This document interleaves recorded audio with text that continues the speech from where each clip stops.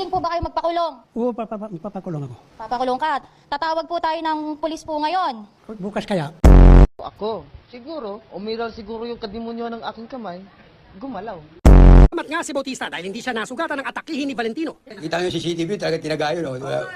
Malakas po yung guardian angel ko sa likod. Nakita ko, ginanon mo eh, saan tumama yun? Di baliktad yung baliktad. Unang pinuntirya, mga manguhula na kanya-kanyang pwesto sa Plaza Miranda.